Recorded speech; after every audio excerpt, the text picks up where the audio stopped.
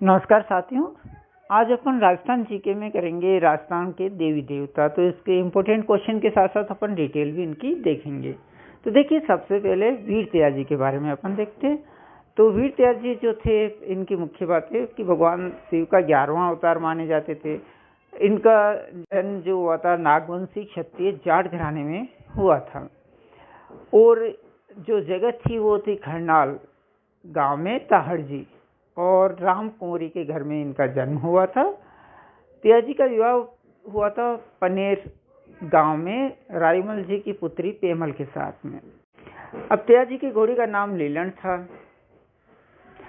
यहाँ पर देखिए कि पेमल के साथ इनका विवाह तो हो गया था, लेकिन उनको यानी कि इनके यहाँ भेजा नहीं गया था, यानी कि ससुराल, क्योंकि क्या है, वो भी एक अलग कहानी है कि पेमल के जो पिता थे और इनके उसके पेमल के जो मामा थे और जो त्याजी के पिता थे, उनके बीच में कोई बात पर बहस हो गई थी, झगड़ा हो गया था, और उस चक्कर में वो नहीं भेजे थे। तो त्याजी के घोड़ी का नाम लेलन था। पेमल से उनकी प्रथम भेंट उनकी सहेली जो लाचा गुजरी थी वहां पर हुई थी, और उसी की गाय छुड़ाने के लिए, यानी कि जो मीणा लोग चुरा के ले गए, तो उनकी गाय छुड़ाने के लिए वो मतलब गए, लुटेरों से लड़े, वहाँ संघर्ष हुआ, और रास्ते में सर्प मिला, और आते समय उसी सर्प से यानी घायल होने के कारण अपने जीभ पर उसको ढसवाया। तो इस कारण से उनकी मृत्यु हो गई, यानी कि भादवा शुक्ल 10वीं को। पेमल भी उनके साथ में सती हो गई। अब त्याजी इस कारण से सांपों के देवता के रूप में पूज्य हुए, क्योंकि सांप ने उनको वरदान दिया था। गांव में त्याजी के देवरे होते, चबूतरे जिनको कहलाते, और वहां पर इनकी घोड़े पर चढ़ी हुई मूर्ति होती है, और इनका जो मेला है वो भादवा 10वीं को मनाया जाता है, यानी कि 13 के नाम से ये फेमस है। अब अपन देखते हैं बाबा रामदेव जी के बारे में। तो बाबा रामदेव जो थे, यानी कि इनके बहुत से नाम फेमस हुए, बाबा रामदेव, राम सपीर, रामदेव पीर आदि। तो राजस्थान के ये एक लोक देवता है, और इनके समाधि स्थल यानी कि रामदेव जैसलमेर में जो है, वहाँ पर भादवा माह में शुक्ल पक्ष की दूध से लेकर 10वीं तक बहुत बड़ा मेला लगता है, जहाँ पर कि पूरे देश भर से लाखों श्रद्धालु पहुँचते हैं। वे महान समाज सुधारक थे और शोषित वांछित पिछड़ों के उद्धारक के रूप में तथा सांप्रदायिक सद्भाव और हिंदू मुस्लिम एकता के प्रतीक के रूप में जाने जाते हैं। बाबा रामदेव ने अजमल जी तंवर के घर अवतार लिया था। उन्होंने पंच पीरों को अपना चमत्कारी रूप दिखाया। तब उन्होंने बाबा रामदेव जी को पीरों के पीर की उपाधि दी, यानी कि पीरों के पीर की उपाधि उनको तब मिली थी, और फिर वे रामसा पीर भी कहलाने लगे। उन्होंने छुआछूत की जमकर मुखालफ की, यानी कि उसका विरोध करा, और मूर्ति पूजा जैसे पाखंडों के खिलाफ उन्होंने आवाज भी उठाई। वे नाथपंथी योगी थे, और उन्होंने इस्माइली निजारा पंथ को स्वीकार कर लिया था, जो कि उस वक्त सतधर्म कहा जाता था। उन्होंने अपनी आध्यात्मिक सत्संगों में महिलाओं को भी प्रवेश करने की इजाजत दी थी। औरतें उनके पंथ में बराबर की हिस्सेदार थी, यानी कि बराबर दर्जे पर मानी जाती थी। अब बाबा रामदेव ने, यानी कि भादवा शुक्ल एकादशी को राजस्थान के जो पोखरण के पास में रामदेव राय, पोखरण से 10 किलोमीटर दूर, वहां पर जीवित समाधि ले ली थी, और ये रामदेव राय इसलिए वहां से फेमस हो गया, वहां ही बहुत बड़ा मेला भरता है। चलिए अब अपन आगे बढ़े और गोगा जी के बारे में देखते। तो गोगा जी जो थे, ये चौहान, इनका पूरा नाम गोगा जी चौहान। तो ये भी लोक देवता है अपने। अब लोक मान्यता व लोक कथाओं के अनुसार गोगा जी को सांपों के देवता के रूप में पूजा जाता है, यानी कि सांपों के देवता के रूप में गोगा जी की मान्यता है। लोग उन्हें गोगा जी, गोगा वीर, जाहिर वीर, राजा मंडलिक व जाहर पीर के नाम से पुकारते हैं। ये गुरु गोरखनाथ के प्रमुख शिष्यों में से एक थे, यानी कि इनके गुरु का नाम गुरु गोरखनाथ था। राजस्थान के 6 सिद्धों में गोगा जी को समय की दृष्टि से प्रथम माना गया है। अब राजस्थान के हनुमानगढ़ जिला है राजस्थान का, वहां पर एक शहर है गोगामेड़ी। यहाँ भादवा कृष्ण पक्ष की 9वीं को गोगा जी कि इनका मेला भरता है, जो सांप्रदायिक सद्भाव का अनूठा प्रतीक है, जहां एक हिंदू व एक मुस्लिम पुजारी खड़े रहते हैं। तो ये एक बहुत बड़ी बात है कि एक ही मंदिर में एक मुस्लिम पुजारी भी है, एक हिंदू पुजारी भी है। उन्हें यानी कि जो गोगा जी है, इन्हें हिंदू और मुसलमान दोनों समान रूप से पूजते हैं। गुजरात में रेवाड़ी जाति के लोग गोगा जी को गोगा महाराज के नाम से बुलाते हैं। गोगा जी का जन्म राजस्थान के ददेरवा यानी कि चूरू में चौहान वंश के शासक जेबर की पत्नी बाछल के गर्भ से गुरु गोरखनाथ के वरदान से भादो सुदी नवमी को हुआ था। गोगा जी की मां बाछल देवी निसंतान थी। संतान प्राप्ति के उसने बहुत प्रयत्न करे, लेकिन संतान नहीं हुई। तो गोरखनाथ जी के आशीर्वाद से, वो तपस्या कर रहे थे, उनको एक गूगल फल दिया खाने के लिए, और उसके कारण से ये संतान हुई और उसी के नाम से इनका नाम गोगा जी पड़ा। तो खाइल खानी जो मुसलमान है वो इनको जाहिर पीर के नाम से भी पुकारते हैं। चलिए अब पाबू जी का देखते हैं अपन। तो पाबू जी जो है राजस्थान के ये भी लोक देवता है, और इनका पूरा नाम पाबू जी राठौड़। तो इनका जन्म हुआ था 1296 ईस्वी में फलोदी के पास में कोलू नामक गांव में हुआ था। पाबू जी के पिता का नाम दांदल जी राठौड़ था। दांदल एक द्रुपति थे तथा माता का नाम कमलादे था। अमरकोट के राजा सूरजमल सोड़ा की पुत्री सुप्यारदे से विवाह के समय जीवन से राव खींची से देवल चारने की गाय छुड़ाते हुए वीर गति को प्राप्त हुए। ये राठौड़ों के मूल पुरुष राव सिया के वंशज थे। तो एक तरह से इनकी भी गायों को छुड़ाते हुए ही मरती हुई थी, वीर गति मिली थी, जिसे तेया जी का हुआ। इनकी घोड़ी का नाम केसर काल में था और वो बाईं और झुकी पहाड़ के लिए प्रसिद्ध है।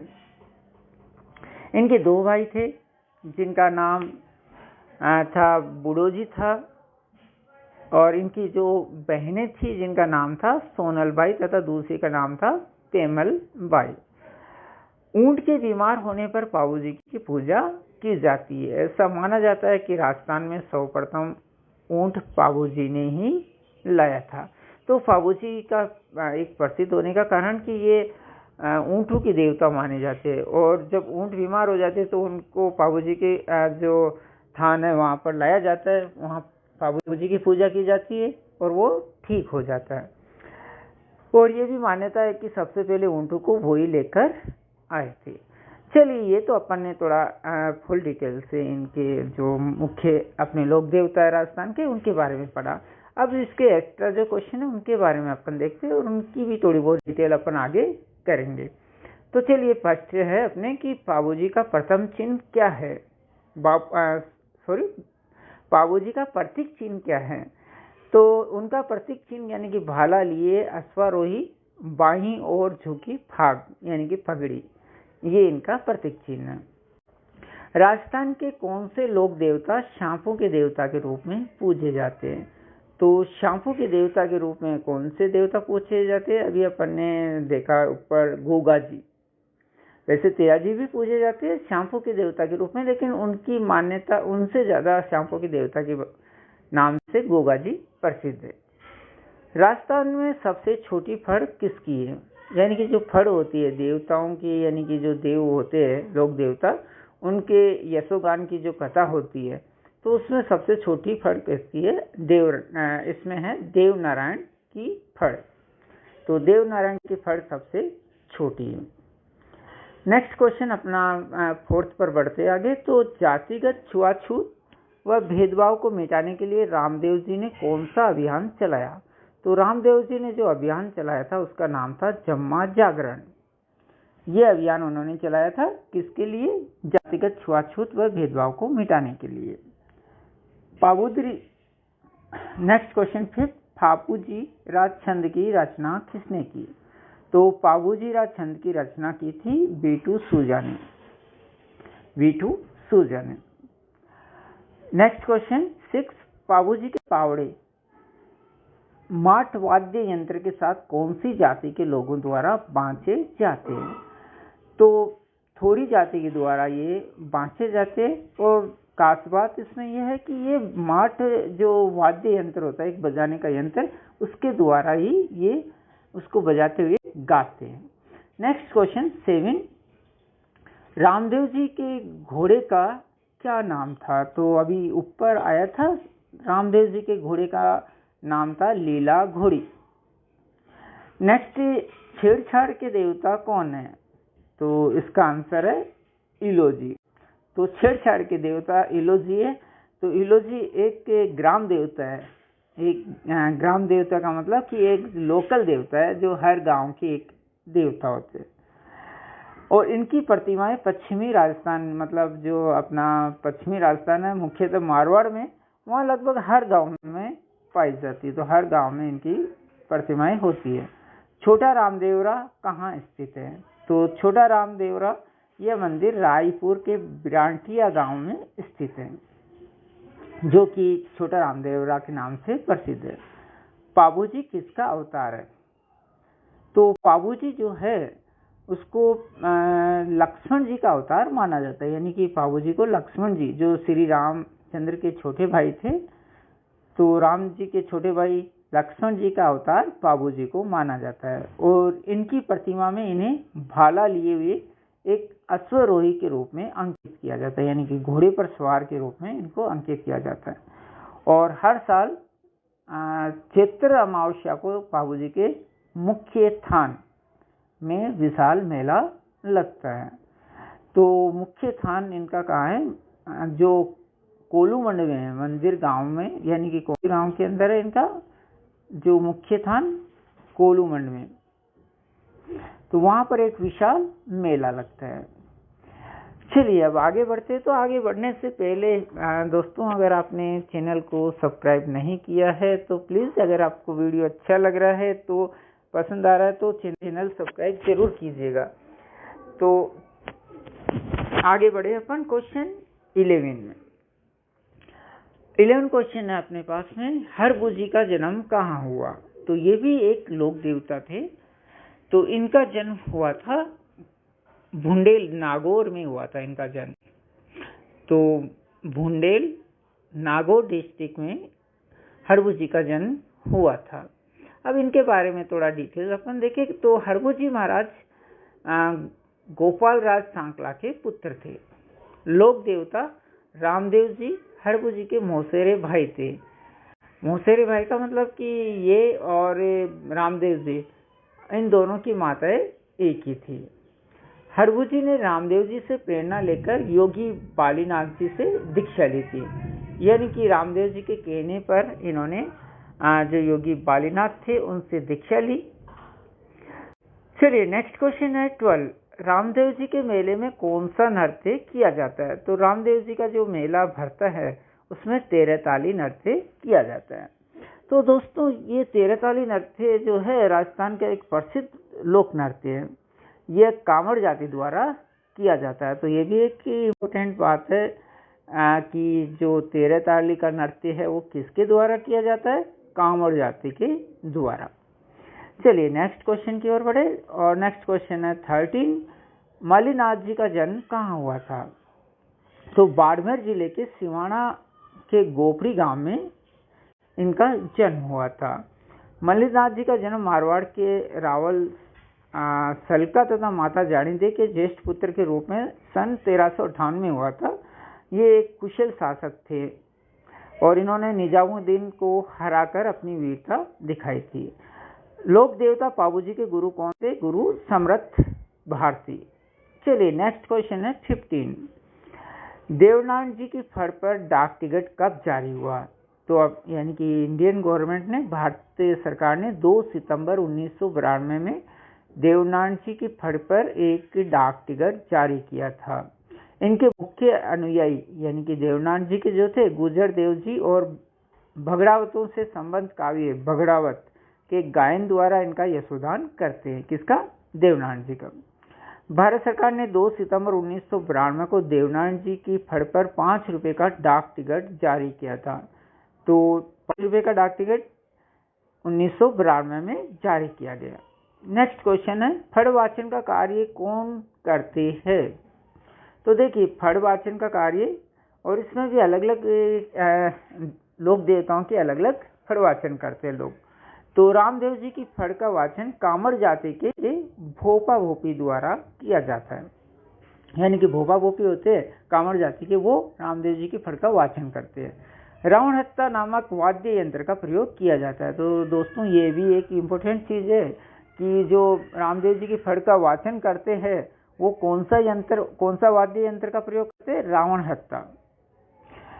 चलिए नेक्स्ट 17 क्वेश्चन है अपने पास में, फाबू जी की फड़ का वाचन कौन करते हैं। तो देखिए फड़ का वाचन तो भोपा भोपी ही करेंगे, लेकिन वो थोड़ा अलग हो जाएंगे, अलग अलग देवी देवताओं के लिए।